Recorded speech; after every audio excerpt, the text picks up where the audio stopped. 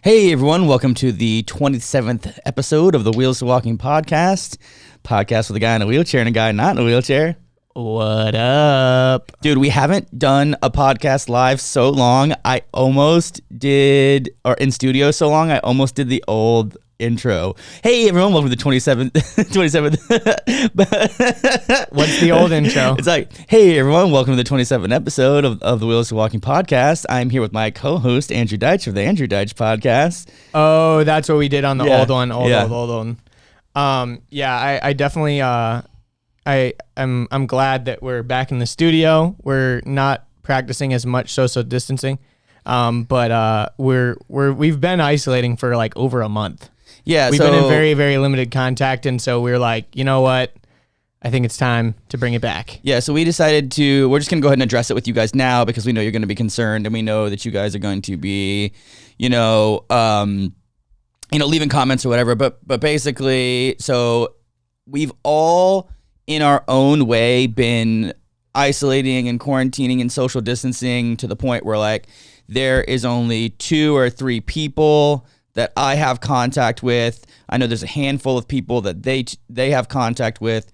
We're all wearing masks and washing our hands and doing everything we can to be as safe as we possibly can because we want to set a good example for you guys and be safe as well. And I think the reason why we waited for a long time was like I was concerned about me getting sick, which is good that everyone was very respectful of my concerns. Yeah, I think that was kind of like the biggest concern. Yeah, everyone's respectful of my concerns, but my take on it has relaxed a bit because this is my theory. If you guys haven't gotten sick in the past 2 weeks or the past month, that doesn't mean that you don't have it, but what that does mean is that you didn't get it and there hasn't been a lot of people to give it to you, and there hasn't been a lot of people for you to give it to. So, that's kind of my thought on it is, I'm just kind of like, I was tired of being like all tense and paranoid and claustrophobic and like afraid to go outside my house. And, now I go to the grocery store maybe once a week, every 10 days, and I do my entire trip. I'm now going to see Jalila now because she's also been working from home and isolating and quarantining and not hanging out or seeing or talking to anybody. And, this is our little inner circle. Anas and I, we go push around the neighborhood for a couple hours a day and we keep our distance, but even still, like, he's doing school from home. He's pretty much not hanging out with anybody else. Like, we're making sure that we have a small inner circle and we're really not going outside of that inner circle. And, that can be rough because I know that I think about like our friend Ian, like I really want to see him, but I haven't seen him in a very long time. And I don't know how much he's been, like really tightly, interacting or whatever. Yeah, I don't know who or how he's been interacting with people. And I just want to be as safe as possible. And, Totally. But here we are. As you guys know, like you probably, if you watch the main videos, you can probably tell that we're in the studio. The audio quality is better. Honestly, the audio quality on the Zoom calls was pretty good. Like a lot of people said that they didn't even notice. Yeah, if you were listening to audio only, you probably didn't notice. AJ's audio was definitely less quality because it was a gaming microphone. Yeah, it was designed for gaming. It was optimized for yelling at your teammates. Yelling at my teammates at 3 a.m. Yeah, you're actually that was one thing I did think about recently. Was I was talking to this girl and she was saying how one of her neighbors is a gamer and he lives like it's a townhouse and so they're connected. And she was saying that he like yells all night. And I used to have a roommate that was a gamer that would yell all night. But you're actually pretty good about like not yelling. Like there'll be like a couple of like random like shit or like something like that. But you're like a pretty respectful roommate as a gamer. Yes, I appreciate that because I think it can get out of hand. It's normally because like I like recognize that I'm being kind of bitch about a video game, so I'll just be like, oh, that made me mad. All right, what's next, sort of thing. I think it also probably has to do with the games too. I think if you're playing like a first-person shooter game and you're the team captain, you're going to be yelling a lot more than someone who's, being another part of the team who's not team captain. And I think also if you're not playing a first-person shooter game, the likelihood of you screaming and yelling a lot is low. Less likely. But I will say that Mario Kart brings out the worst in me. I will scream. I yell. I will don't you hear and your it. brother like have the best fights? Yeah, AJ well, we've discussed this. Did we talk about this on the podcast? We've talked about it before. We talked about how y'all were playing pool and how Matthew was like insulting you as he was like hitting the pool ball. I don't think we talked about it on the podcast. No, we didn't. Yeah. So me and my brother for quarantine, we went over to my parents' house and took our Wii. Like we had a Wii growing up. And me and my brother were just insulting each other the whole time we were playing Wii, and AJ was just sitting there dying laughing the whole time. And we were like, okay, let's play something else. And AJ was like, dude, don't stop. This is too fucking funny. I was like, I'll pay you guys to play more. Yeah, he was enjoying it more than we were. So you guys were playing what? Bowling, pool, Mario Kart. Yeah, we had like or Mario. Well, actually, it sucks. Our Mario Kart disc doesn't work, but Matthew's girlfriend has a Nintendo Switch, so we were playing Mario Kart on that. But yeah, dude, my jam on the Wii. I mean, obviously, I think Wii Sports is the best game for the Wii. I mean, it just kind of like is the classic. Anyone can pick up and play it. It's so universal. Everyone knows it. Everyone knows how to play it. It's just such a fun like party game, so you can just pick up and play it anytime. It's not the best game to play by yourself. Remember Mario Party? Yeah, Mario Party was awesome. Mario Party for N64 was my shit, dude. I used to love playing that game. Yeah, because it's just a bunch of mini games. It's a mini game. There was another game that was kind of similar for the Wii. It was called Wario.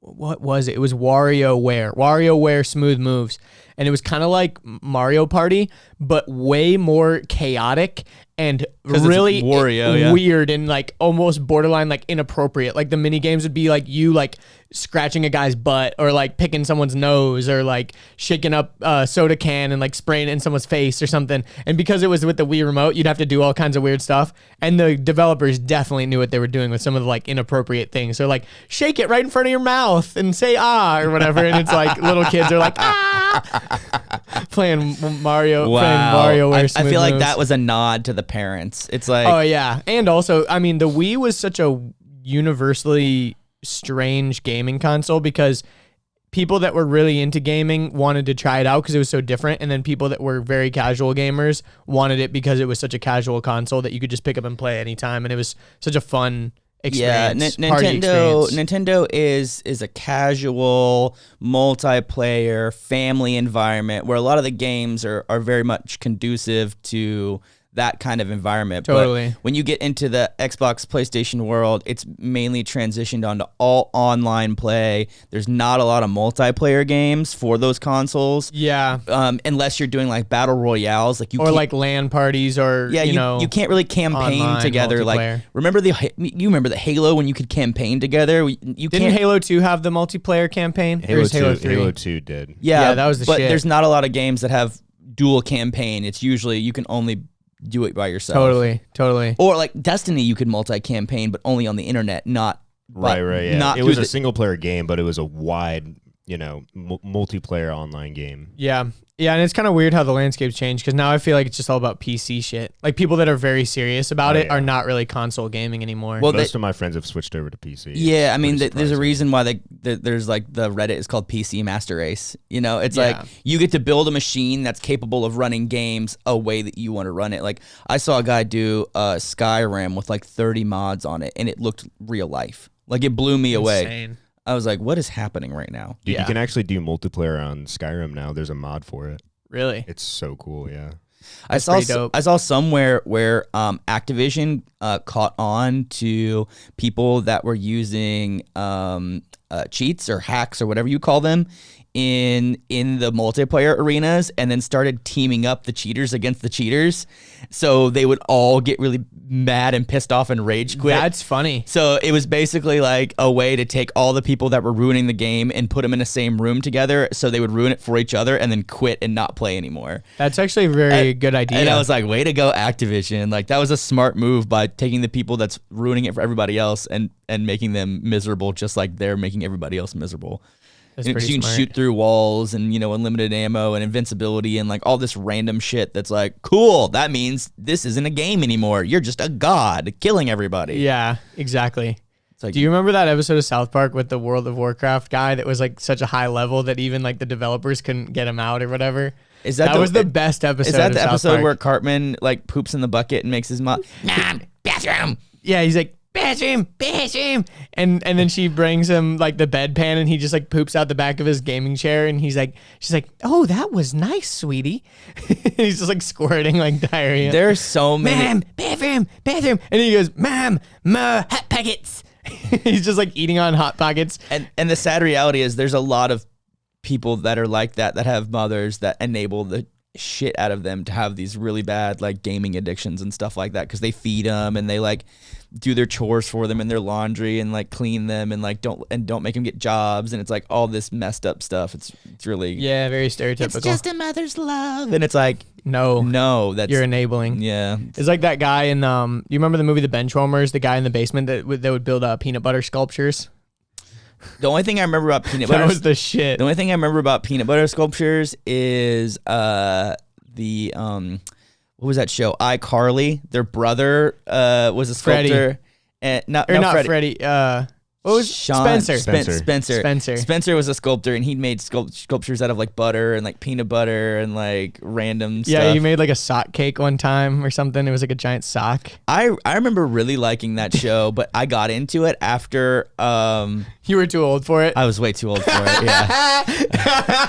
Did you like the girls? Did you think they were cute? No, because I was like 23 or 24 at the time. I can't be saying I liked them. That's like that Filthy Frank song, Nickelodeon Girls. Have you ever heard of it? No. Oh my God, it's so funny. He's like talking about how all the Nickelodeon girls used to be so hot and now they're not or whatever, and he's like, what the heck happened, Nickelodeon? We used to have all these girls, iCarly, Zoe 101. What the hell happened? and then he Dan Schneider, he was like the director of like Drake and Josh and iCarly and Zoe 101, and the song goes, Dan Schneider, I want all my bitches back. I need all my bitches. These newer bitches is whack or some shit like that. I remember enjoying So it because Sammy was the girl who was like a tough girl who used to beat up everybody. Carly was like really sweet and compassionate. Gib was their weird... Gibby was their neighbor who would always take his shirt off.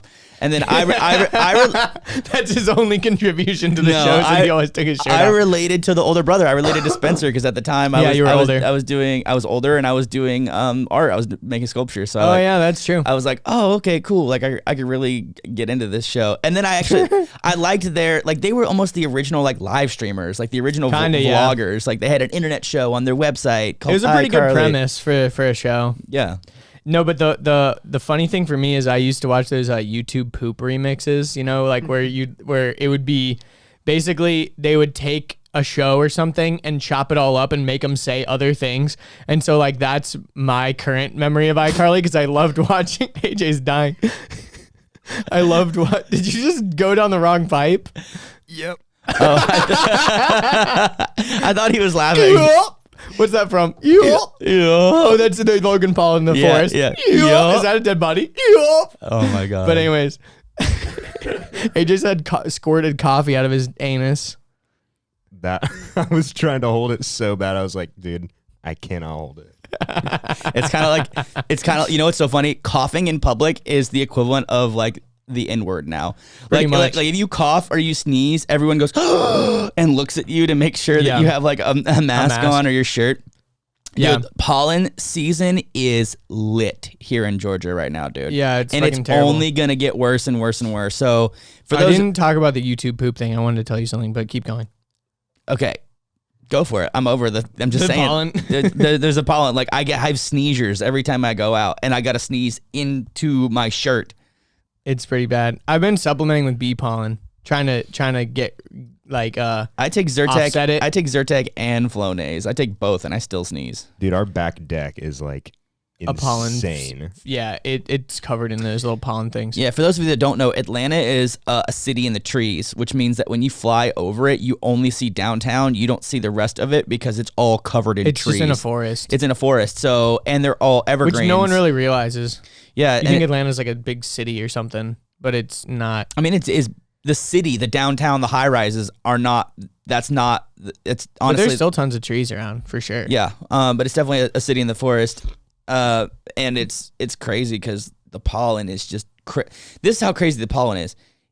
It rained pretty much. This is what it always does. Our winters are rains. So it rains for like 4 months straight, and then when it stops raining, everything goes from barren to fully and completely lush in 2 weeks. Like, I'm not kidding you. It goes from nothing on any tree to just green, to just everything. whoosh, just everything. And everything gets covered in pollen. Like, you like when cannot go outside and not be breathing in tons of pollen. Like you just are. You track in like shoe prints, like it's mud. Like my tires turn yellow. Like the disgusting. streets turn yellow. Like it's gross. And then when it rains, it all pools up on the side of the street. Puddles of yellow. Like it's gross. Yeah, if you have allergies, they say that Georgia's the worst place to live. And here I am on like two different allergy meds and still sneezing and whatnot.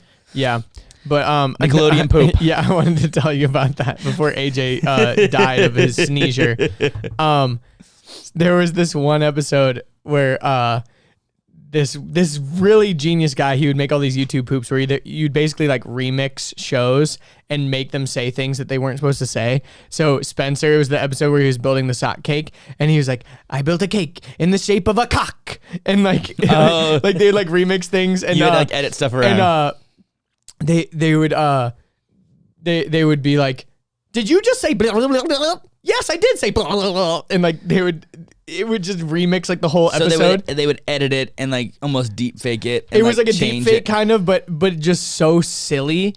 And they'd be like, "Hey, are you ready to record?" And then they just put in like a meme of someone being like, "No!"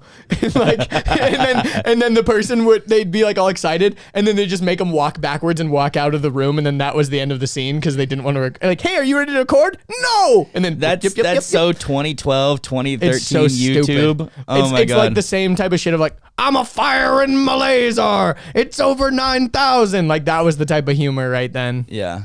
So dumb.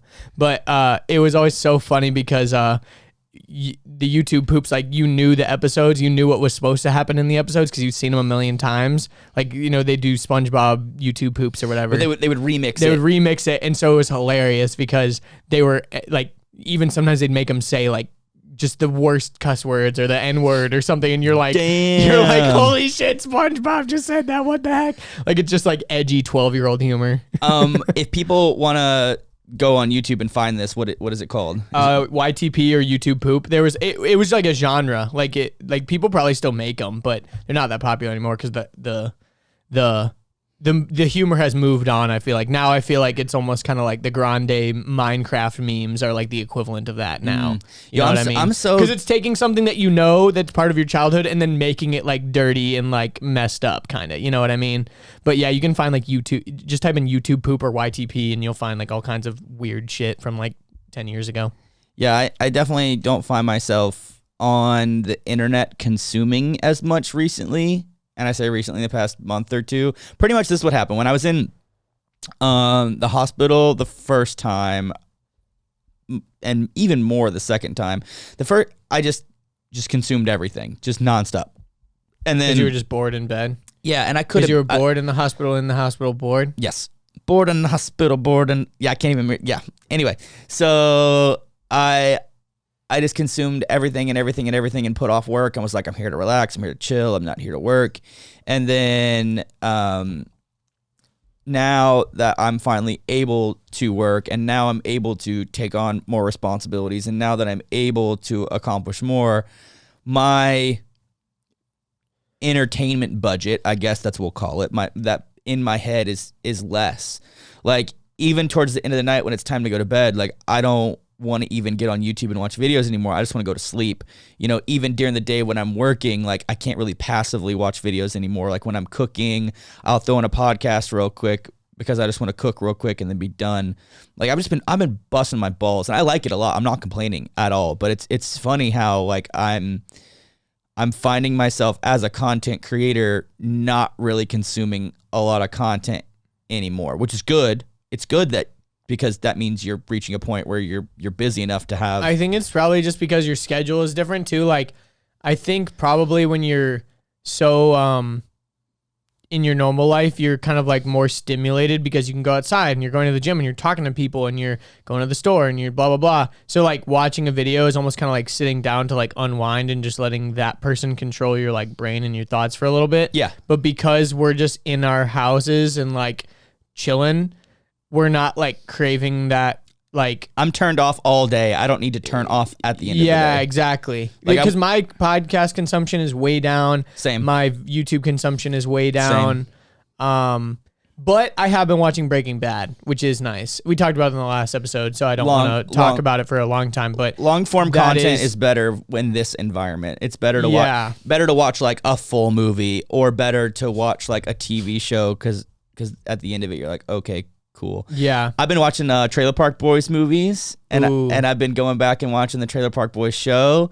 I've actually never gotten into that show, but everyone has always like told me how funny it is, and like I would appreciate it so much. You have to start with the movies so you get a good, solid introduction to the characters. Yeah, I know. All I know is Bubbles. That's the only character I know. Isn't that his name? Bubbles? Yeah, the guy with Bubbles. the big glasses? Yeah, there's Ricky, Bubbles, and Julian.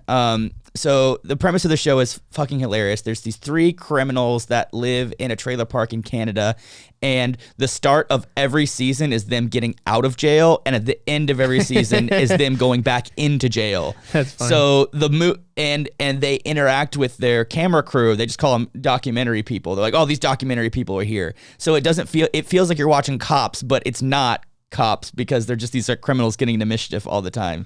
That's funny. And every movie's the same way. It starts with them getting out of jail, and at the end of the movie they go back into jail. And I would say if anyone's gonna watch it, I would say if you're gonna watch the show, start at season 7.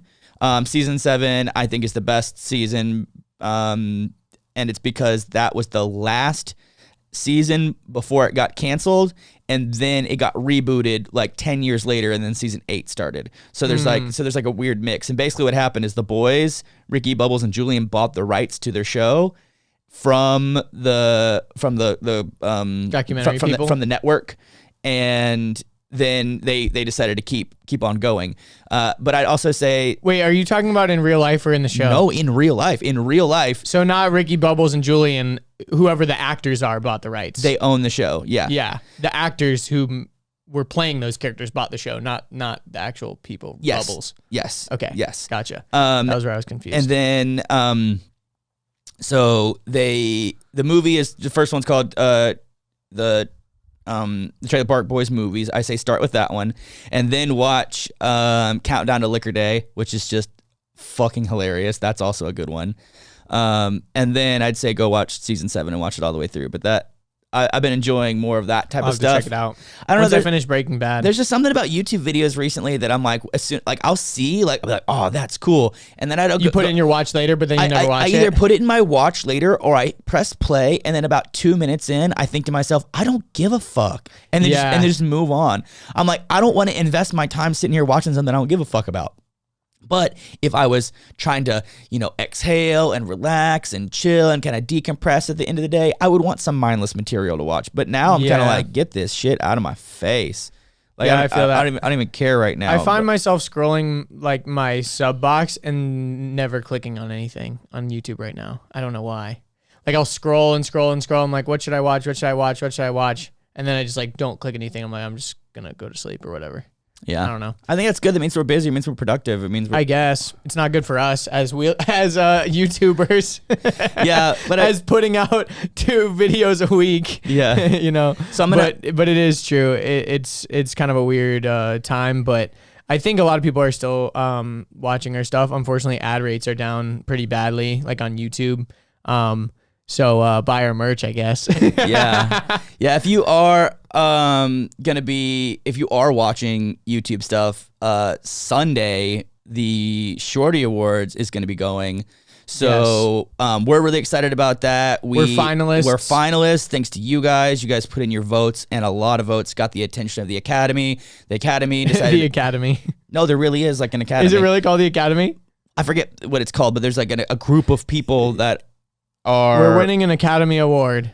Oh, the Academy is representatives. The Academy is giving us an award. We're getting an Academy Award, guys. No, I'm just kidding. But yeah, we got the attention of Of the Shorty Awards Academy, the consortium. Yeah, and so that'll be Sunday, 7:00. Yeah, 7 p.m. So if you're Eastern Standard Time. If you are watching this in the future, we're talking about the date of May 3rd, I believe. It's May 3rd, yeah. May 3rd, 7 p.m. Eastern Time. Every time I say Eastern Time, I always think of voicemails. Did you ever like listen to voicemails where they're like, message sent at March 23rd, 7 p.m. Eastern Time? Like, it always said Eastern Time before it would like play the message. And they're like, "Hey Andrew, this is John from the skateboard shop. Just wanted to say that your skateboard's ready for you to pick it up," or whatever. But like anytime the message would play before, do you know what I'm talking about? That was the AJ? most mid-90s thing I've ever heard in my entire life. I remember like the caller ID, but I don't remember the voice message. I don't know. I guess it was probably because it was on my first phone, like before visual voicemail. So when you went and checked your voicemail, it'd be like, message sent. And you press seven to delete. Yes, dude. One to save. And you're like, just go faster. Where's the button for you to fast forward this shit? Whoever made visual voicemail, you're the king of life. I think Apple kind of founded that because I don't remember it happening before iPhone. Because the thing is like, hey, don't call me, text me. Yeah. And then when you leave a voicemail, it gives me a text. So I'm like, perfect. Yeah. I will reply to this voicemail with a text message. Yeah. You know what was always really fun too? I had this app on my phone called Umail, and you could make separate voicemail messages for different callers.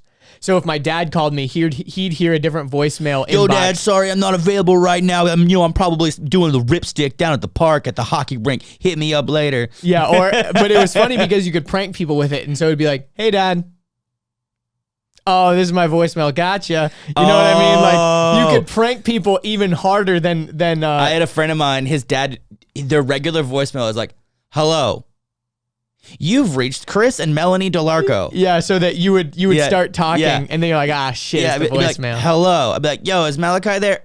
You have reached that." Oh, son of a, like. And this was before blocking, so you could also make it so that the voice, like if you wanted to block, quote unquote, block a certain person, you could make the voicemail like one of their standard things, like boo-doo-deep. The number you have dialed has been disconnected. Or is no but it longer in wasn't really service. disconnected, Yeah. but you could make that person Message think it was. 411. Yeah, yeah. Boo-doo-deep. Message Here's how to 411. No, wait. Boo-doo-deep. How to apply your Wheels to Walking temporary tattoo.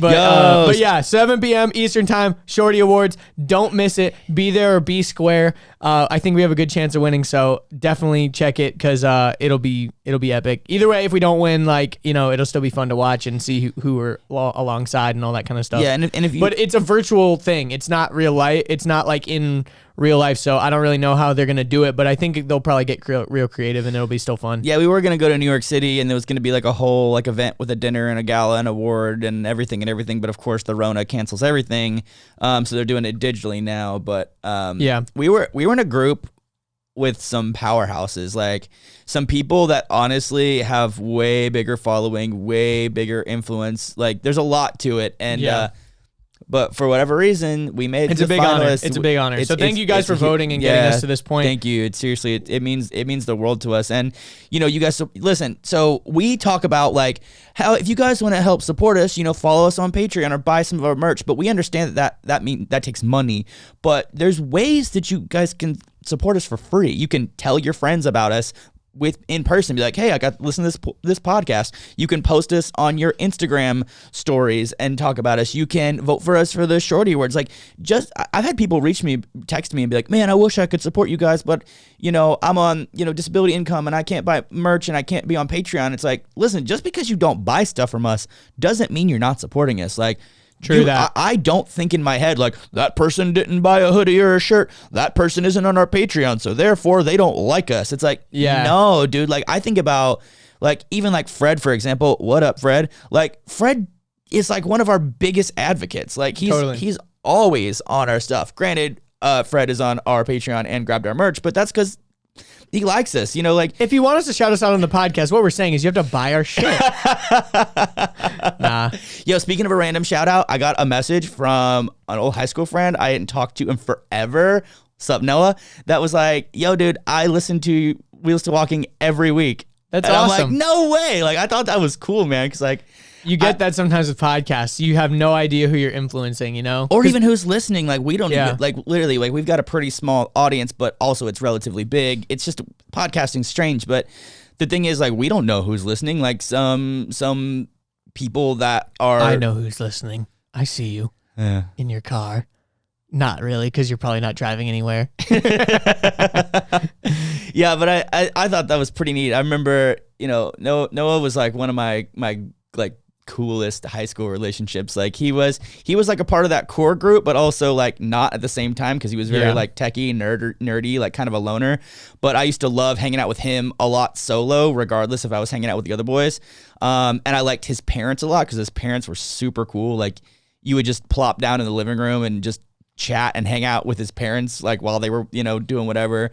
And then also he had some other brothers that were super cool. But one of the things I liked the most about their family, well, couple things I liked about their family. One was that they all homeschooled their kids until high school. And then once they were in high school, they would like go to public school. Just put them out in public school. And then another thing I thought was really cool is for like their Christmas and for like their birthdays and stuff, they didn't have like a monetary limit, so to speak, but they had like, it was like the gifts they would give you were like to help you become a better person in the future or to like help you with a hobby or something. It would be like, I want to be a musician. I want a drum set. And it's like, okay, but like, do you want a drum set because you want to be a musician or you just want to bang around? Or it's like, oh, I want to go on this trip. Well, it's like, well, why do you want to go on this trip? What's the purpose of this trip? Or I remember, I think Noah got a piece of software once that was like a really, really expensive piece of software, but it had to do with the fact that it was going to really help him in the future. Like, I really thought that was cool how the parents were basically like, you have to, it has to, like, the gift has to be meaningful. The gift has to be valuable, not just for entertainment purposes. Like, It can't be like a paintball gun or something. Unless you want to be a pro paintballer then. Sure, yeah, it just had to be something to push you into the future, and I really appreciate that. Another quick funny story about Noah, and then I'll drop it. He broke one of my ribs one time. Really? Yeah, so we were fighting over who got to use the toaster oven because So bitch. because we both had French bread pizzas, you know, the Bread Baron French bread pizzas, and they taste the best in the toaster oven and not in the microwave, but we were both hungry. Well, the real thing is you need an air fryer. Yeah, but I was like, I'm I was just like, kidding. yo, They dude, didn't I was exist. like, I want the toaster oven. He's like, no, this is my house. I want the toaster oven. He's like, I'll fight you for it. I was like, no way, dude. And I forgot that he has 3 other brothers that he beats up all the time. And I was like, okay, let's go at it. And he just jumped at me with the flying knee and just blasted me in my chest. And I fell on the ground and I was like flopping around, like writhing in pain. And he's like, see, my toaster oven. And went and put the shit in the toaster oven. And I like couldn't breathe. He's like, oh, quit being so dramatic. And then literally I went to the doctor like weeks later because I was still having all these pains. And the doctor said doctor no was, more monkeys jumping on the bed. And the doctor was like, you have broken ribs. And I remember also what's interesting about that is, speaking of paintball, I was at the time playing tournament paintball, and I played a tournament that weekend with broken ribs, and I didn't even know it because I just took my pack and I strapped it like to my abdomen, but like a little bit higher, so it acted as like a compression around my ribs, so it wouldn't hurt.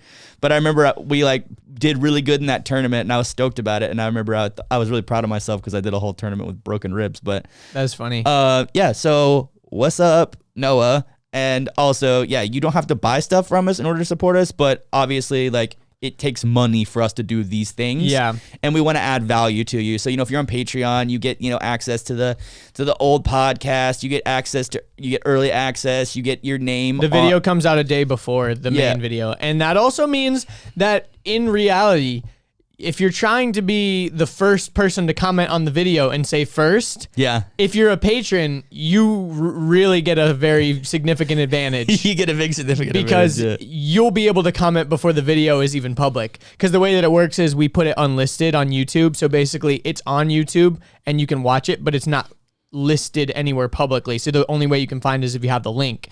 So you can comment on it, but and actually that's been happening recently, which has been kind of cool. Like patrons will comment on the video before it comes out. I like that because on Patreon there's a place for them to actually comment too. But the more tech savvy people are the ones that understand that they can like click on the link inside of the video in the top left and go into YouTube and leave comments there. But the very tech savvy. They click the video. I'm just kidding. Well, a lot of our patrons, no lie, are a little bit older, which is cool. Yeah. It's cool. Because they're usually the ones that have a couple extra bucks to support what we're doing. And True that. I think that's great. But I'm just messing around. No, but speaking of monetary support, I did like this free Zoom Photoshop workshop like a couple days ago on Saturday. So I guess it was like almost a week ago now. And my initial idea was I wanted to do like a Zoom workshop where I just like talked about some of my favorite projects on Photoshop and had people follow along, and maybe people were having issues in Photoshop and they wanted me to show them how to do certain things. But when I promoted it like that, those types of people were not the people that were interested in it. It was like mainly beginners and intermediates. Well, wasn't it the issue was that the reason that sparked all this is that you were constantly getting messages from people? Yeah, in particular, like a couple specific people were always messaging me about like, yo, I'm having this problem in Photoshop, help me out. Like, can you show me? And I would jump on a Facebook video call with them and show them how to do it. Like do a screen share and show them how to do it. And basically this kept happening, and every time I did it, I was like, you know what, I should do like a formal thing sometime where I like jump on with a few people and maybe like charge $5 or something for like my time, and like that'd be really fun. And I brought it up to my friend Kristen, and she was like, yeah, I would totally join that. But she was like, yeah, there's been a couple of people doing similar things, but they've been doing it for free because of quarantine. I'm like, yeah, it'd actually probably be fun to just do it for free. And then like when I put out the message about it, I said originally that I was going to limit it to 10 people because I wanted it to be interactive. I wanted people to be able to jump in and say stuff. But the more I realized that it was mainly beginners, I was like, oh, I don't know if people are going to even know what to ask to make the content for this video. So for the Zoom call. So I need to kind of come up with like a curriculum almost of what I'm going to show. So I basically made this document of like all the main things I wanted to show. I did a bunch of research on other Photoshop tutorials for beginners to like see what they showed and all this kind of stuff. And then I put it together, and I had like 40 people that expressed interest, and then about like 20 people showed up, 22 or so. It wasn't any, like some people jumped in and jumped out, so I don't know if at any point there was 22 all in there. Most lives are like that, where it's like people show up and then dip out. Like, yeah, they show up to see what it is, and then they're like, this isn't what I thought it was, and they'll leave. Yeah, exactly. But it was cool because I put my like Venmo information and like my PayPal information and stuff. So I said, hey, I'm doing this for free, but if you like think you got some value out of it, you can send me a few bucks.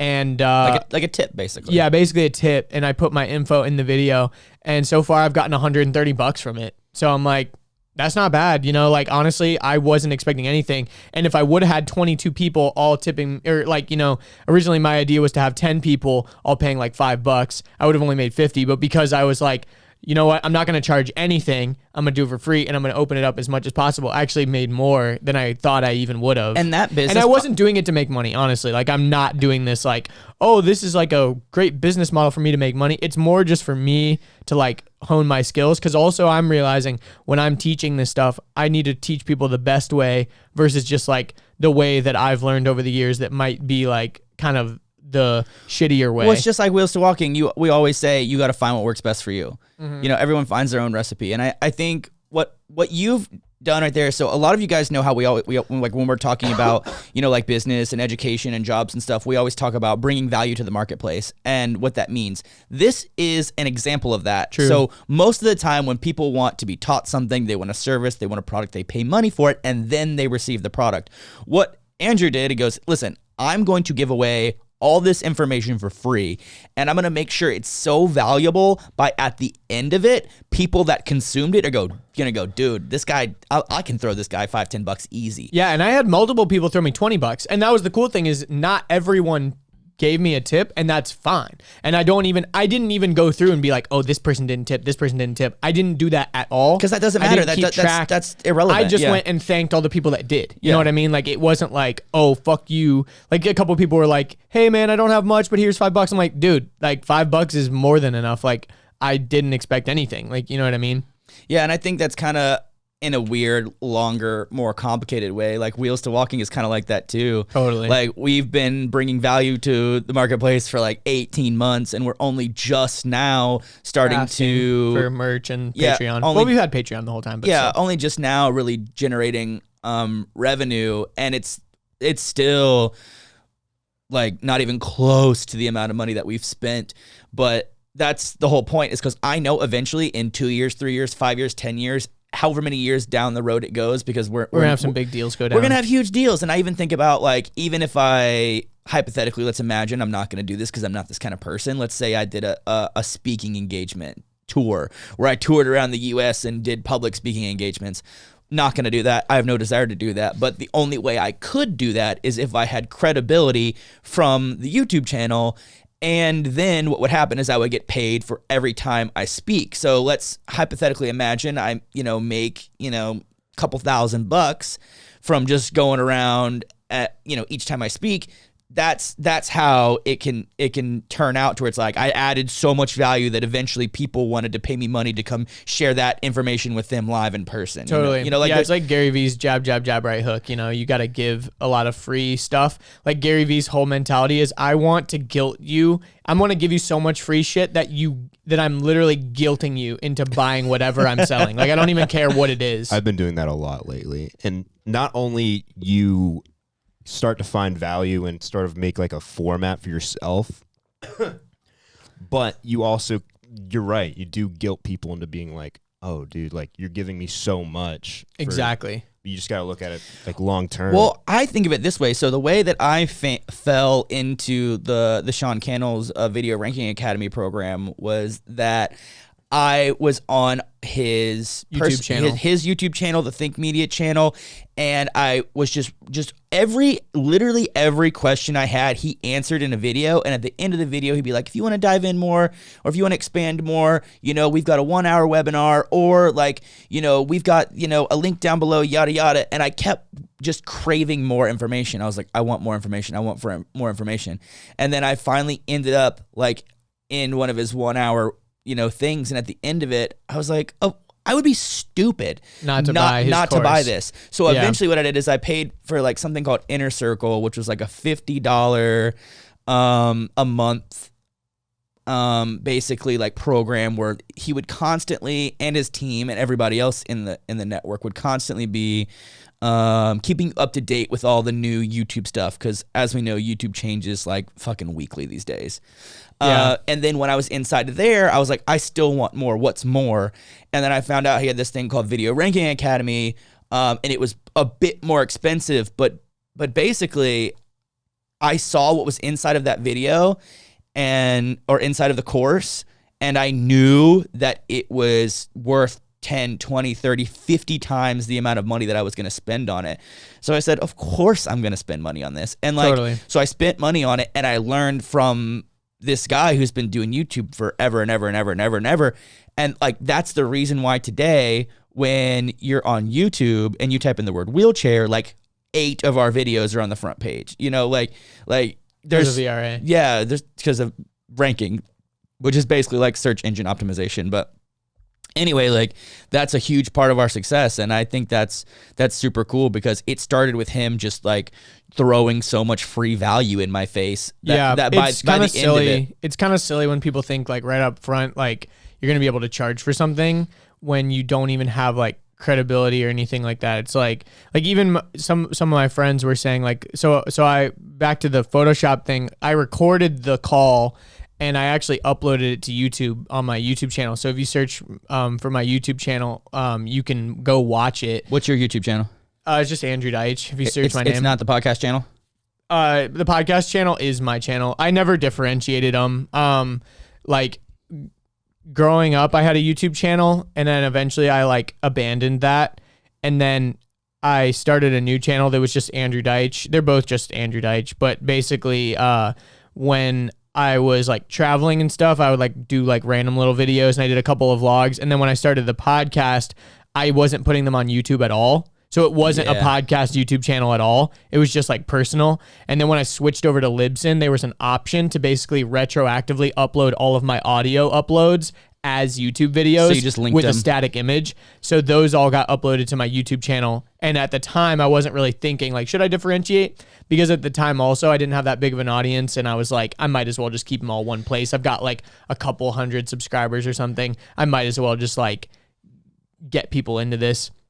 Yeah, But- and it really didn't matter. Like, Yeah. that's why we separate. For those of you that are curious why the Wheels to Walking podcast, the Wheels to Walking podcast clips, and the Wheels to Walking channel are all 3 different channels, is because in YouTube world, you can actually get punished for putting something on your channel that isn't what your channel is about. Like when people subscribe, they're expecting Wheels to Walking videos, not necessarily podcasts. So it's like then when we start putting podcasts there, people might be like, this again. And then they unsubscribe because they're like, I don't even want to get these notifications about the podcast. And that was where I kind of was like, should I start a new channel that's like Andrew Deitch Photoshop? And I'm like, nah, because I don't think this is going to be something I'm going to really do long term. I don't really have that. I don't see this going the distance of like, Andrew's now a Photoshop tutorial guy. I don't see that at all. This is more just for fun. But like basically I was like thinking, where should I put this? And my friend told me, he's like, dude, you could sell that video as like a $29 course or something. And I'm like, yeah, but where do I host it? How am I driving traffic to this? Like, that's not my main focus right now at all. Yeah, so I'm just going to give free value and yeah. still link my Venmo and stuff. And if people down the road watch the video and end up sending me random money every once in a while, I'm totally cool with that. And the reason why I actually did upload it to YouTube was because I'm going to be doing more of these Zoom Photoshop tutorials because I think they're fun for me.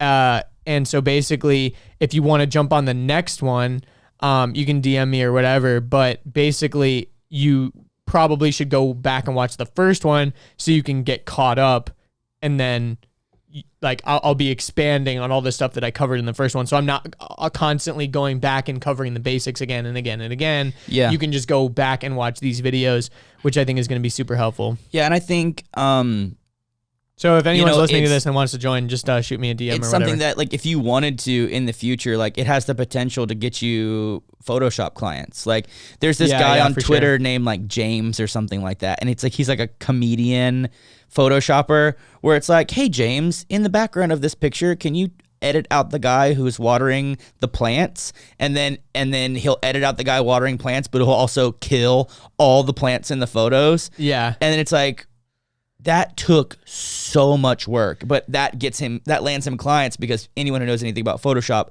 knows that he had to build that image from the ground up using assets that he didn't have. It's crazy. Yeah, there's a subreddit called like Photoshop requests, and it's always just full of trolls because people are like, hey, can someone make me skinnier? And they'll make you skinnier, but then they'll make your face like disgustingly fat, or like all kinds of funny stuff. I see threads of all those things all the time. And then there's also a subreddit called Photoshop Battles, where there'll be challenges and everyone in the comments tries to win. And the way you win is by getting upvoted. So like, okay, the challenge of today is to make a, whatever. And people will all like compete against each other. PewDiePie does those videos actually, because he used to do Photoshop stuff before he was a YouTuber. And he'll jump into Photoshop Battles and join the Photoshop Battles sometimes. That makes He's done a sense couple why videos. his thumbnails are really good. Yeah, I think he does most of his thumbnails, but also I think Brad doesn't edit for him anymore, but Sive I think still helps with thumbnails. But yeah, he still enjoys that. He does Photoshop a lot. In the world of Wheels to Walking, how about you tell them like what you use your Photoshop skills the most for?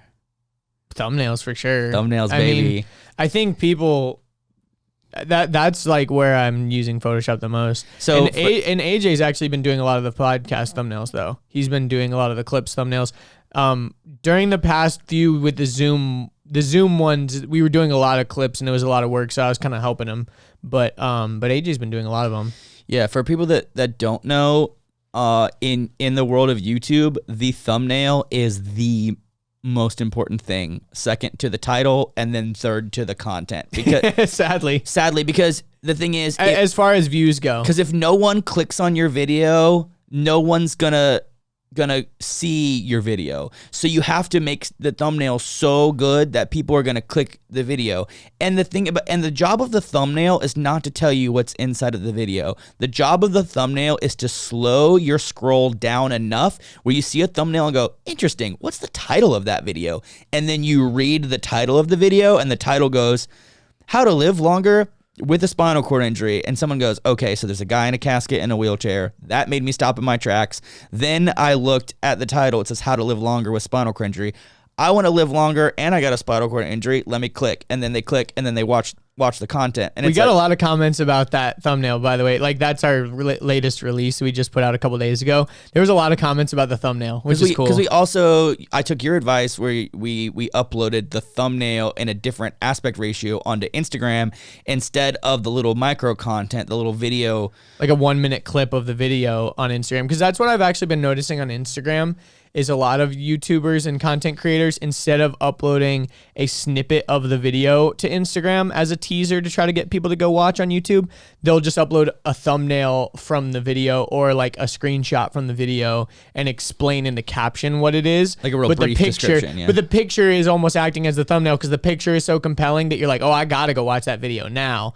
And I think Instagram obviously is so picture heavy. It was always about pictures. Obviously videos are kind of secondary inside of Instagram, but... And they were trying to push IGTV stuff for a while, but I mean, I still think they are pushing it, but I think they've integrated it more into the vertical scrolling main feed rather than trying to get people to go to a separate area for IGTV stuff.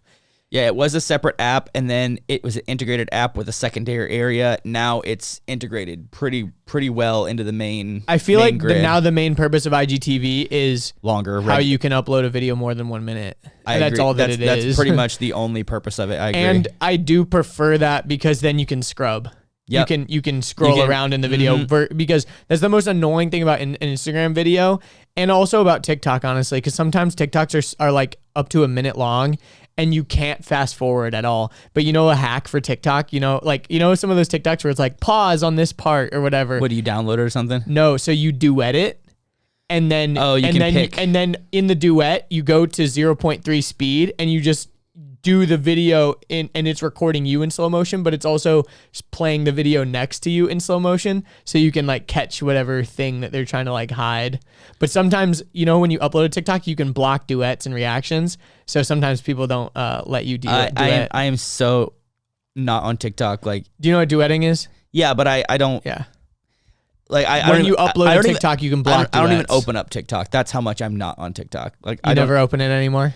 Like, I opened it up the other day and I saw I had 17 messages from Jalila, and I'm like, and I was like, oh, she's been spamming me with TikToks. I gotta watch these. I still haven't watched them yet. That's how I felt when you first discovered TikTok. You just kept spamming me with them, and I'm like, it was just funny because you start finding like really funny ones. But dude, honestly, I feel like TikTok is the place right now where people are putting the most like creative energy. Like, TikTok is also it's gotten fun. Very, very, very creative. TikTok is also really fun, and TikTok is for the layman. Like, all you need is a phone. You don't even have to be that creative because honestly, you're just copying other people for the most part.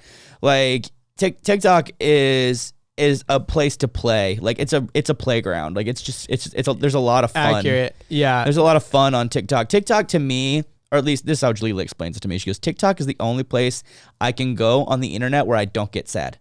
She goes, Facebook, all the political stuff fucks with me. She goes, when I go to Instagram and I see all these like perfect people living these perfect lives, like, I hate that. She's like, yeah, TikTok actually is not so like curated. Yeah, like, she's like, people are down to be ugly and stuff. I go to TikTok and it's just everyone just dicking around having a fun time. And the only reason I know she's on TikTok all the time is because she'll just start like singing all these songs that I know she didn't grow up with, and I'm like, how do you know that song? And I'm like, oh, TikTok. Like, I get it. You know what's funny about TikTok too that's so annoying? When someone's in the same room as you watching TikToks, because you can't see what's happening on the screen, but you keep hearing like repeating sounds or like dumb stuff. Oh, you hear the same skit over and over. And you know what's funny? When you click on the sound and then you go to see all the other videos that use the sound, and then you're like scrolling through, it'll start auto playing the sounds. And so if you're just sitting with someone in a room, it's kind of like if someone renegade. Yeah, or renegade. You're like, hey, quit playing that video over and over. And you're like, oh no, that was 4 different videos. Yeah. There was this one trend that's really funny right now that's happening on TikTok. That's like, basically it'll say, here's a tip on how to like blank. Like for example, that Philly D talked about on his, but this was one that they did. It was a prank on like David Dobrik or whatever. And it was like it was like tips on how to get your assistant to fall in love with you. And then it was like, now that David Dobrik's here, how's my form? And then it was like him like, in a car, and it was like, want to buy me a Tesla or some shit like that. And so you'll do like random things. It was like this whole controversy because people were getting kind of racist with it. Like how to, like how to steal a TV. And then it was like, now that all my black people are here, how's my form? And it would do something like really racist. And it's like, oh damn, shit. But that's the other thing fucked. about TikTok is it's like so edgy. And also when you upload a TikTok, you're trying to get on people's For You page. And the only way, like if you're kind of unknown on TikTok, you're just like kind of expecting that no one will see it. But if it does go viral, you wouldn't be mad about it. And so it's like this weird balance of like how edgy can you be without getting banned by TikTok, without getting shadow banned, but also like not being shamed by your friends and family. And isn't it the metric, like the way to get on For You page, the first important metric is how many sends you get, and then the next metric is how many comments you get, and they don't even count likes. The other metric is watch time. Watch time and then follows. Isn't there follows? Yeah, because here's I think the interesting thing about how people use TikTok. So for example, on Instagram, if I like something, the exchange of a like is like nothing. Like I will like something. I almost just scroll and mindlessly double tap. I mean, like, you know what I mean? Like literally means nothing. Like literally means nothing. There's no transaction. On TikTok, and like same thing on Vine. Back on the Vine days, your likes were publicly seen. So people could go to your page and you could almost use your likes as a way to save your favorite ones. And that's how I use my likes. So I'm only going to kind of like YouTube and likes. Yeah, exactly. It adds to a playlist of your liked videos. And that drives me fucking crazy for one reason and one reason only. I know people that won't like videos just because they don't want to add it. It doesn't add it to their playlist. I never look at that playlist, so I don't care. Well, there's some people that use that playlist like the watch later playlist. They use that playlist and it's like, that's why, honestly. But disliking a video doesn't add it to a playlist. Exactly. It's only when you like it. It's weird. There's like a double action. It's weird because what's interesting is like one of the big metrics to make your video do better on YouTube is how many likes you get. But most videos have less than 10% compared to like that means 90% of the people that watch your video don't even press the like button. I've heard and you know what? Guilty. I'm guilty. Yeah. I'm guilty as fuck. I've heard that the like thing isn't that it doesn't matter that much anymore because YouTube recognizes that behavior. They know that people are only liking when people tell them to.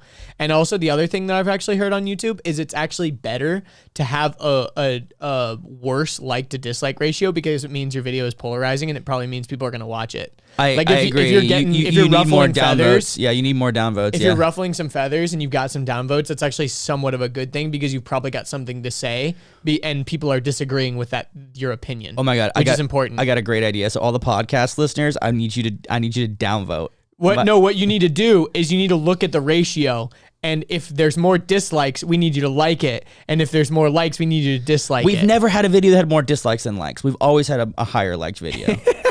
But honestly, I want it to be like a 50-50 ratio. I don't want it to be like more dislikes because then YouTube might be like, screw this. We're not going to promote it to anyone. So what you should do as a viewer is if you see how it's like 49 likes and 48 dislikes, add a dislike, so then it's tied 49-49. We'll try to keep it tied. And the people that didn't, it's usually like 100 to 1. And the people that didn't make it to 58 minutes will not know what's going on and be in the comments going, "Why did so many people dislike this?" Yeah, who would dislike this? Who would dislike this video? Yeah, you guys are gonna dislike. You guys are gonna dislike. Start disliking our videos. We dislike our videos 2020. Yo, speaking of disliking videos, I have a legitimate question for you guys, and since you guys the podcast listeners are usually like the hardcore homies or the people that you're not only watching our regular videos but you're here in this world too, how the last 2 videos are done very differently. Granted, we are using kind of the resources that we have right now, which is not a lot of resources, but I'm trying to make them the best I possibly can. However, I do realize that they've lost a bit of like my soul. Like the videos, like I know that like my personality, like the one that you guys know right now, the one that I'm talking to you with right now, has kind of like it's kind of gone away. Like I feel more like upright. I feel more hand together. I feel more centered. I feel more scripted because I'm trying to become basically like a professional actor of myself, more or less. And, you know, I'm writing scripts and we're getting real organized and we're doing the best we can with what we have. But I want to know, like, legitimately, like, shoot me a DM, like, talk to me, and I want to know. And I will, like, I love feedback, and I'm not going to be mad, and I'm not looking for praise right now. I'm legitimately looking for criticism, for your thought, because your thoughts, because I want to know, because I find myself going back and watching videos all the time because I like to see where I was and what I'm doing and what we can do better and yada yada yada. And the past videos, I've realized that I'm it's me, but it's not kind of like shoes off, shoulders back, you know, like giving you some kind of like. What are you saying? The old videos are not you, but the new ones are? No, or are you saying the opposite? The other way around. I agree. I think the new ones are less you. Yeah, I think so at the end of the caretaker video or personal assistant video, I forget how he titled it in the end.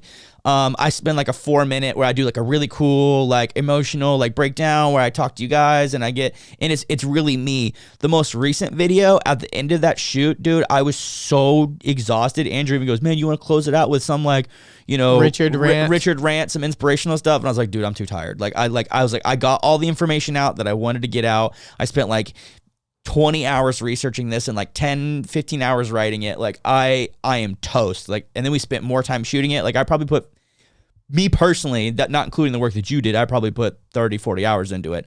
But I just want to know what you guys think about it. Like, granted, in a perfect world, in a perfect situation, we'd still be doing outside videos. We still be doing collaboration videos. We still be doing action adventure videos, but we just can't right now. We can't, because that's just, we can't do travel. We can't do collaboration. So they're kind of just more informational. They're more information based, which means that I have to be more, like, I have to get more structure to them to make sure that I cut all the fat and smash all the info into one little space. But I want legitimate feedback, because I'm realizing that my, I guess, soul of it is kind of leaving a little bit. But dude, you know what I was just thinking? You know, so we've been wanting to make a like weightlifting video for a long time, like a workout video. Dude, I wonder if right now we could reach out to any gyms that would like be willing to just let us go record in them like by ourselves, because that's always the biggest thing, is we don't want people in the background, really, because like realistically people don't really like to be filmed in the gym. And then number two, the music aspect, there's normally music playing in a gym which we can get demonetized for, and it's like really loud. So like I wonder if we could even like reach out to any like local gyms that are maybe even like smaller and not open their doors to everyone, but just opening their doors to us right now. So it'd be kind of interesting. The things that I would love to accomplish during the adaptive weightlifting series, which will probably be 4 to 5 videos, I want to find a regular commercial gym / private gym, one that doesn't have adaptive equipment in it, so that I can teach you guys how to do it adaptive. I want to find I'll have to find a private gym, basically. I also want to find a gym that'll let us turn off the music. So I think a private gym will allow us to do that. And I think this is really important, is that we find collaborators of other, you know, wheelchair bodybuilders, wheelchair fitness people that have different levels of injury, because I'm only me. I'm just me.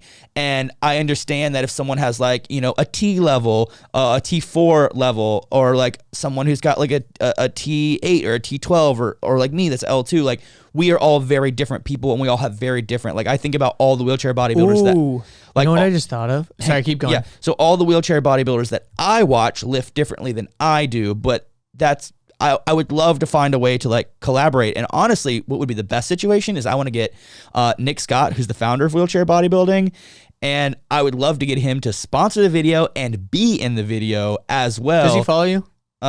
Maybe I follow him. And then honestly, and then I'd get probably like Bradley Betts involved. Like there's plenty of people that I would like to find a sponsor. I would like to find a private gym. I would like to find people to collaborate with. And that's a big ask. That's a big ask. But those are the things that, like, we need. I want this to be so good. Like, I want this to be the point where after people watch these series or after watch these videos, they're like, yo, where can I need a membership now. You know, I don't want anything to get in the way. Like, I want this to be like the dopest, most planned out, like smart video ever. And it's because you guys are so hungry for it. Like, not just in the comments this time, but I always get comments all the time like, what do you do for workouts? What do you do for workouts? What do you do for workouts? What if you do for workouts? And it's like, dude, I want to answer, but it would take me like 45 minutes to answer you and 45 minutes to answer everyone else who asks me this question. So I always reply, and I've been replying like this for almost a year now. I'll be like, I got an adaptive lift series coming soon, and I have been working on it, but I think you're right. This might be a time to like try to, because this is the time when all the gyms will be empty. Yeah, to try to like find that I need to basically give myself a deadline. That's one of the things I've learned in the world of business. If you give yourself a deadline. You know what I was thinking we could do right now too? What's that? Is reach out to, like, for example, like you were saying, you're trying to find people with different types of injuries and stuff. Yeah. Like, for example, I don't know if you've been watching like VinWiki's videos recently, where like Ed isn't having people come to his studio necessarily, but he's reaching out to people in like in his community, maybe even like 20 people sometimes in a video, and he'll say, okay, what car would you buy for $60,000 or less? And then one guy answers, and he's like, I'd buy a brand new Corvette because that's the best you can get. And then another person would be like, I'd buy a used 458, Italia, because you can find one with 100,000 miles and blah, blah, blah. And then another guy says, I'd buy this or whatever. And he gets all these perspectives, but they're all filming themselves in their own houses. What if we did a video where we were reaching out to all of these people that we know do workouts and stuff, and say like, what's your go-to workout right now that you're able to do at home or something like that? Like, we reach out to Carlos, he's got like a dip bar in his backyard, and like, yo, just like set up a camera and show us how you do like dips in your wheelchair. Because not only will it show people at different levels, but also it'll give some examples of stuff we can do at home right now. Like, you could show like, doing some curls with some milk jugs or whatever, even though it's kind of lame, it is a video, and it would be a way that we can like, quote unquote, collaborate with other people, and it'd be fairly easy for them, I feel like, to do it. They just like literally send us a video of them working out. I feel like that kind of video belongs more on Instagram than it does on YouTube, just because for sure it's going to be a lower quality video, because these people, most of them don't know how to video. They've got their phone with them. It'll all be on the phone. The light is going to be weird. The sound is going to be weird. The angles and perspectives are going to be weird. They'll ramble for forever. We'll still edit it. Yeah, it'll just. I don't want them to talk really. It would more just be like, here's how I do dips in my wheelchair, and then just show them like doing dips, and then the next person would be like, here's how I do arms in my wheelchair, and then just have them doing whatever. You know what I mean? Bradley's been doing pull-ups on a tree in his backyard. Yeah, exactly. Which is just so showing random examples of like how people are working out. Which is super ironic because he got paralyzed by a tree falling on him. Really? Yeah. Dude, that's funny.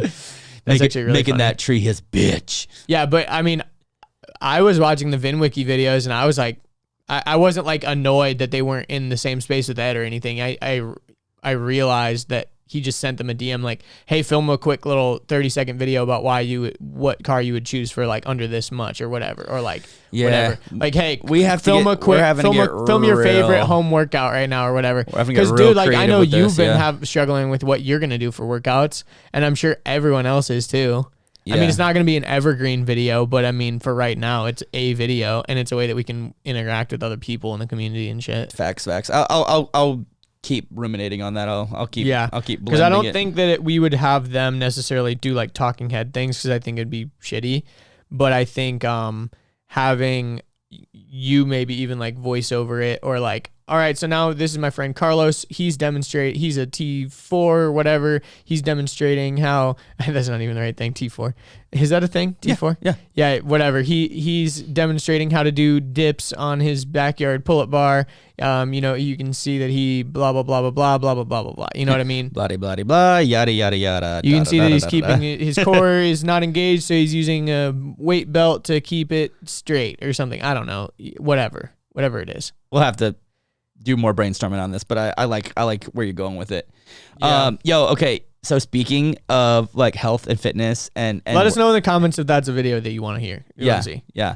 So speaking of like health and fitness and stuff, you guys, this is so crazy. So for those of you that don't know, Kim Jong-un is dead. He died. Well, there's other reports that are saying he didn't die. Okay, so here you go. Let's Like supposedly Japan was reporting that he wasn't dead, but apparently he's a vegetable. supposedly, allegedly, whatever the situation is. But I from what I've read or from what I've heard is that the reason, so he had to go in for like a heart surgery or something like that. I don't know. And the physician had no experience with obese patients before. Oh no. Because everyone is so malnourished in North Korea. Oh whoa. So the fact that the doctor didn't have any experience doing heart surgery on fat people is actually what potentially killed him. Whoa. So it's that kind of makes sense actually. Yeah, it's like he had, because working on obese patients, especially doing surgeries, is so much different because there's fat deposits all over the place, and you have to figure out what's fat, what's muscle, what's tissue, what's organs. You have no idea, and if everything is all blended together, like the likelihood of you screwing up is really high. Yeah. And that's pretty serious though. Yeah. I didn't know it was a heart surgery. I knew it was some kind of surgery or whatever, but yeah, it's very interesting because it's a nice little plot twist to this whole COVID-19 thing. Well, what I've also been thinking about is, did North Korea, even though they're really close to China, get infected at all? Because no one in, no one out. Probably not. Like North Korea might be the only country that's safe because they do not let anyone in and they do not let anyone out already. So they are tight with China. Like the only way to get in is through China. They get a lot of supplies through China. Like they get a lot of supplies through China. You can't like cross, the regular demarcation zone or anything like that. But like from North and South Korea. Louis went to North Korea, but he had to go to China first.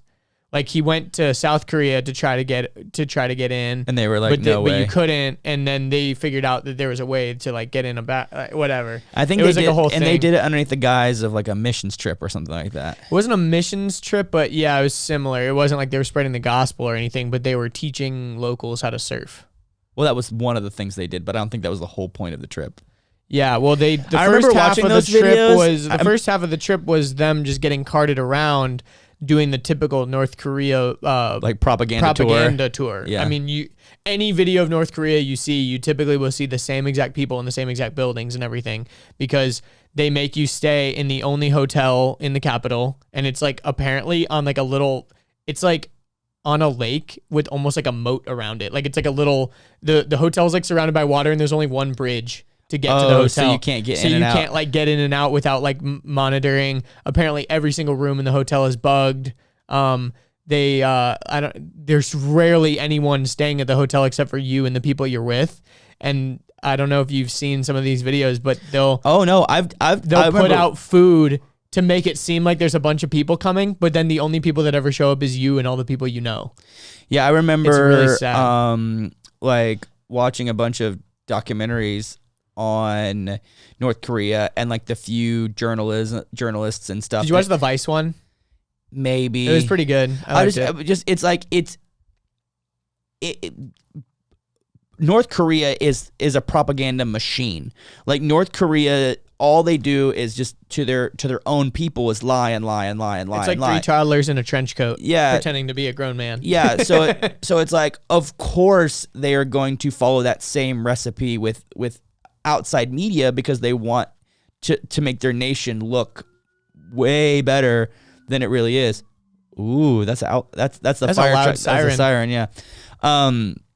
But they want to make it look way better than it really is. They don't want to show all of the human rights violations. They don't want to show all the malnutrition. They don't want to show all the starvation. They don't want to show all the violence. They don't want to show all of that stuff. They take you to all these places. Like I remember once they took you to like an internet cafe to like Peru, be like, look, we have the internet here. What are you talking about? And all it was like a bunch of random people sitting at computers where the monitors weren't even turned on and they were just typing. They were just so dumb. They were just sitting there typing, and it's like random clicks and like random types, and it's like, look, we have a very industrious internet. And it's like, wait, what? Huh?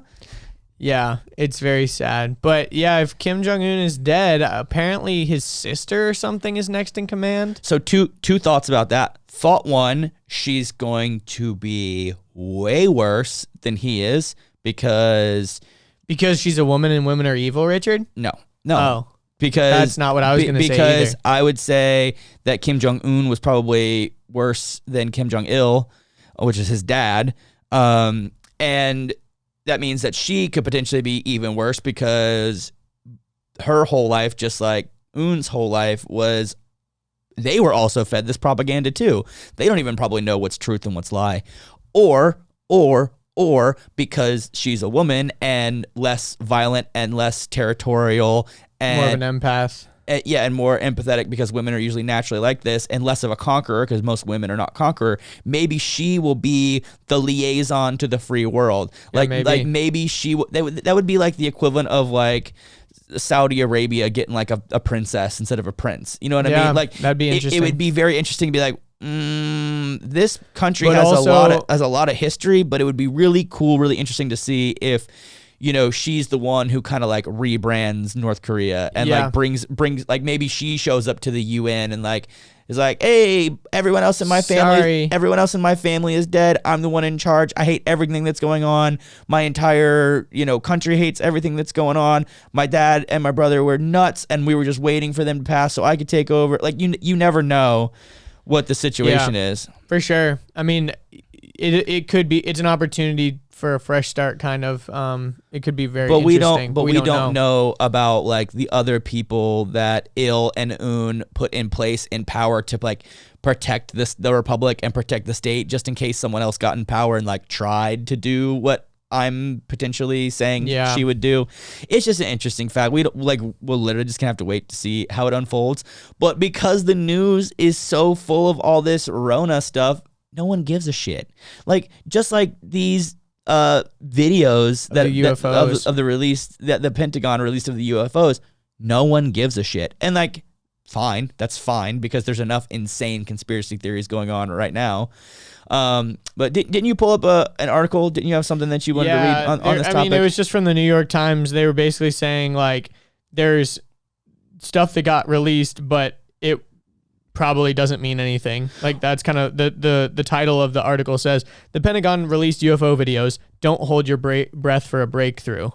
And so it's basically oh, screw you, New York Times. You gotta like sign up for their bullshit. All right, so this is my thought on any type I thought I had the full version. Unidentified flying object. Here we go. I've got it. Here, let me make my point real quick. So any type of unidentified flying object is exactly that. It's unidentified, and to automatically make the assumption that it is aliens is a massive fallacy. Yeah, and basically they're saying the Pentagon released 3 Navy videos that have driven speculation about unidentified flying objects for years, saying it meant to clear up any misconceptions about whether the unclassified footage was real or complete. And they said it's real, and they included links so curious people could download the footage for themselves. The videos captured by naval aviators show objects hurtling through the sky, one rotating against the wind, and pilots can be heard expressing confusion and awe. When they first appeared online, they breathed new life into the decades-long conversation about whether interstellar visitors had ever come to Earth. So basically, this release is spurring up tons of alien talk and all this stuff, but people don't know why something happened, but that doesn't mean it happened because of aliens. But, I mean, they're basically speaking about how the objects seem to defy the laws of physics. So these objects that are unidentified seem to be objects that are doing things like, for example, I've heard it described like Bob Lazar was on Joe Rogan's podcast and he was talking about these things that he would see. The gravity things. Yeah, these gravity things. And basically, like, you know, imagine an insect is able to navigate the sky better than, pilot, a drone even, or something. Like if I have this like skull in my hand and I'm able to go like whip, whip, whip, whip, whip, whip, like I can move it in space in a crazy way. Like I can whip it all around. Imagine if a spaceship or a plane was able to move through the sky and just do all kinds of weird stuff. Zero resistance, zero gravity, zero downforce, stuff zero that you just can't even like explain. Yeah, like insane aerodynamics. Yeah. But I mean, so this you're like, put that away. No, because audio people have no fucking clue what's happening right now. Well, I'm talking about it. Yeah. Yeah. So, the way I think about it is like, oh, okay. The pilots are Navy pilots. They're trained pilots that spend a lot of time in the air. You're saying the people that made the videos. Well, that locked on radar these things. They tend to be very surprised. They're in awe. They're not really freaking out. They just think it's cool. They think it's crazy. You can actually find this video literally anywhere. And it is neat to see. And it's like they're pilots. They spend a lot of time in the air. They know how things act. They know how things behave. You know, how they should move. What's possible, what's possible, what's not possible. But I also, people fail to forget that, like... They fail to forget or they fail to remember? No. Fail to remember. Thank you. So they fail to remember that every country has some type of military and some type of secret surveillance program or secret like programs that are developing technologies that experimental technologies that seem to defy the laws of nature. I mean, even if you think about like our cell phones, if you tried to explain the phones we have today to someone that was alive 30 years ago, they might murder you. Like, they might freak out, be like, wait a minute, you tell me there's invisible waves in the air that send information back and forth to a piece of metal and glass inside your pocket that then transfers information to your brain? Huh? You know, you got to remember that those type of things exist, and we have big players. We've got... And they might only be like 30 years ahead. Like you were saying, you know, you talked to someone like 30, 40 years ago about a modern smartphone. It's so far-fetched. But even if we were talking about, like, for example, another country that's developing this experimental stuff, or heaven forbid, aliens, they might not even have to be that much more advanced than us to have technology that we don't know about, because technology moves so quickly. And they might have been able to build it and package it in such a way. And we've got huge people, like we've got Iran, we've got China, we've got Russia. Like, there's plenty of people that want to spy on the U.S. You know, like those are just a couple of countries. Like, there's North Korea, like we were just talking about. Like, there's so many. They can't even build a rocket correctly, though. I'm not worried about them. Right, but I guess I'm continually just trying to say, like, because something is unidentified, to automatically make the jump and the assumption that there's aliens is ridiculous. But I do believe that there are aliens. I do believe that intelligent life exists outside of Earth. Do you think we've been visited by aliens? I don't think so. I think the universe is too big. So this is, well, maybe this is my thought. So we live in a pretty much infinite amount of space with infinite amount of numbers of planets and exoplanets and stars and galaxies and super galaxies and clusters, and like, yeah, the probability of there being Earth-like creatures, or an Earth-like planet with Earth-like creatures who evolved the same way that we evolved, the probability, like infinity, is a huge number. Yeah, but like, for example, if let's say aliens could, in fact, like, bend space-time in a way where you're, you know, like, okay, we need to get here, we're trying to go here, and you could, if it was like a flat plane, but you could like fold it like a book or something, you know, like make a wrinkle in time essentially, because like, but I mean, that is super far-fetched, but I feel like, you know, Star Wars and Star Trek and stuff like that, those have like opened our minds to like what's possible. Do you even think it's possible to have like a map of the galaxy and be like, oh, we're trying to get to Tatooine, so we're just gonna, you know, hyperspeed it over there? The way I think about it is, imagine every grain of sand that exists in the entire world. Yeah, being able to organize and being able to discover and to find and to go to each one of those places, that's just insane to think about.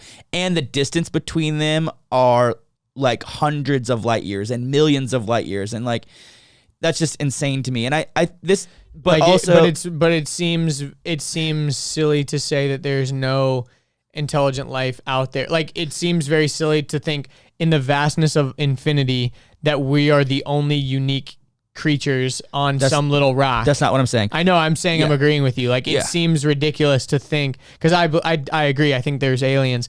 I think that they're probably very different than us, and they're probably intelligent in a different way, but maybe they don't even communicate with voice. Maybe they communicate in another dimension, like another space that we like. Because I mean, if not to get too down this rabbit hole, but like, as humans, we only know about the world because our brain is interpreting signals through our sensory organs. We have eyes that can see, and then our brain maps what it's seeing. You know, it's just interpreting light rods and cones or whatever, but we're able to create a map of what's real quote unquote. Then we have smell. We can sense things that are invisible. Smell is invisible, but we can sense it in certain ways, and we can even smell something's far away or close up, like based on the intensity. We've got ears that are developed to be able to sense where sound is coming from, but sound is invisible too. Just look at the diversity Touch. of all of the animals and insects and fish. Just look at the diversity on our own planet. In the ocean, bro. In our own aliens exist in the ocean, bro. In our octopus, those are fucking aliens, bro. Yeah, in our own planet, and I think the possibility of there being aliens is massive. I think the probability of them being able to find us or being able to find them is slim to none. But this is the one thing that I like to think about that's cool. So in order for a species to get off its planet, it has to become interplanetary. Mm-hmm. By definition, yes. So it has to be able to go to the moon. It has to be able to go to Mars. And then it has to be able to go outside of its star. It has to become outside of its own solar system. It has to become interstellar. It has to transition into interstellar. Yeah. And I think also, and the only way to do that is to harness nuclear energy. Nuclear energy is universal, meaning nuclear energy exists, and splitting atoms exists throughout the entire universe. So every if we're to believe that atoms make up all matter and all that. I mean, that's what science says for now. Yeah, that's what we know. Sure. But we don't really know what dark matter is, though, right? Like black holes type shit. I mean, that's way deep in the rabbit hole, but yeah. But still, yeah. I mean, if we're talking about interstellar shit, then sure. Yeah, but I think there's also certain. But nuclear is the only way that we can harness that much power in such a small area. Like we couldn't launch a spaceship interstellar with the technology we have, but if we could somehow harness like nuclear technology in a small form factor. Yes, exactly. So first is nuclear, and I think a lot of people, a lot of humans or like human-like species or organisms, I think there's certain barriers. I think you have to be able to harness nuclear energy, and I think the next one is you have to be able to survive pandemics, because pandemics are viruses, diseases. You have to survive extinction, basically. Like you have to be like the dinosaurs probably would have still been around. Well, fuck that too. I mean, you have to be able to even survive without oxygen. Right, but I'm just saying there are certain like thresholds you have to cross in order to become like this elite interplanetary. Interplanetary. I get what you're saying. I get what you're saying. On the other planets, you'd have to. This society would have to overcome so many things. Not just ours, but theirs too. So the way I think about it is, how cool would it be is if you basically only get an invite once you are interstellar. Like, I think that they look at, if they are watching us, if there's a part, they're like, some sort of intelligent life forms. It's like, okay, look, there's an intelligent species on this planet. We got to wait for them to figure out interstellar technology. We gotta wait before we can hang out with them. They got to figure out how to harness nuclear energy. Boom, they figured out nuclear energy.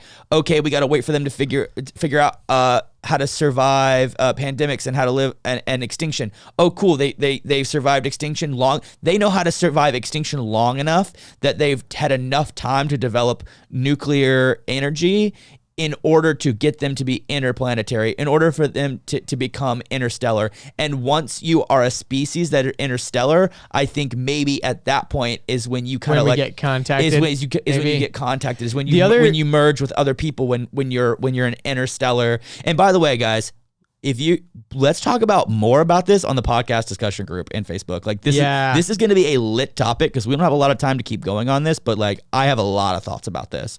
What do you think about this? Like, so for example, humans, we are motivated by pleasure and reproduction, kind of, you know what I mean? Like, we want to have sex and we want to eat good food and we want to relax and we want to hang out and not be under stress. Like, those are like, everyone wants to look good, feel good, make money. You know what I mean? The reason why you want to make money is so you can have the freedoms to do what you want to do. And who's to say that these other intelligent life forms, whether they're intelligent or not, maybe they're even an artificial intelligent type thing, like a melding of biomechanics, mechanics. You know what I mean? Like a combination of a machine and a biological thing that was natural and then somehow whatever.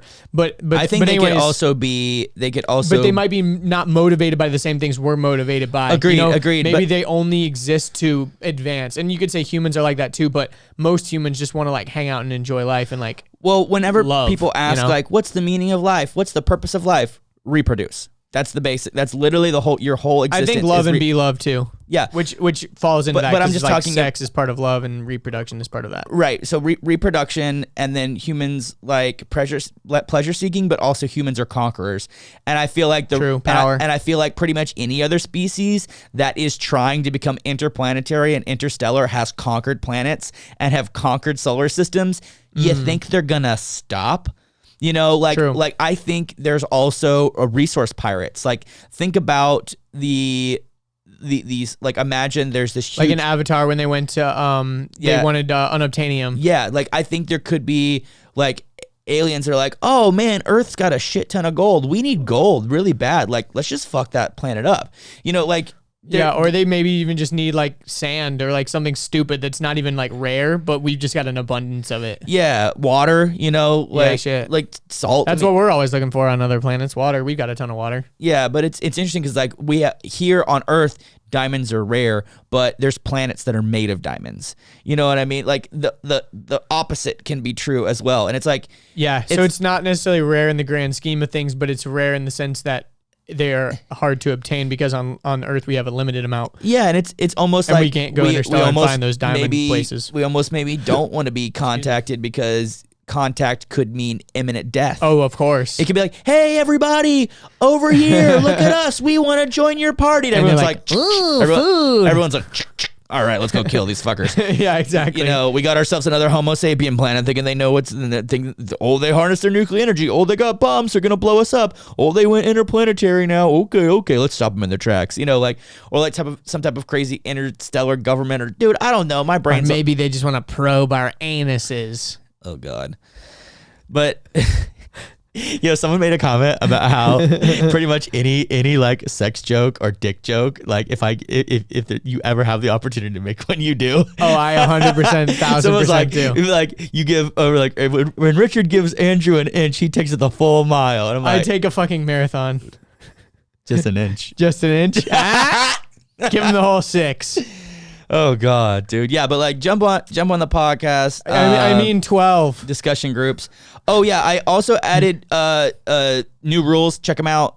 They're super basic. Just take a peek at them On the podcast Facebook on the group. podcast Facebook group. New rules. Dua Lipa. Yeah, Great that's actually song. a good song. One, don't pick up the phone. Dude, we're going to get demonetized. Shut up. Richard's such a good singer that we get demonetized. Drunk and alone. Don't let him in. You'll have to kick him out again. Or whatever. Whatever. It's such a good girl power song. Hey, you know what? It's a motherfucking bop. I feel like that's pretty much it. Go watch Shorty Awards this weekend. Buy the Wheels to Walking merch, shop wheelstowalking.com. We love you guys. Anything else? Follow you at some places. Places. Bye.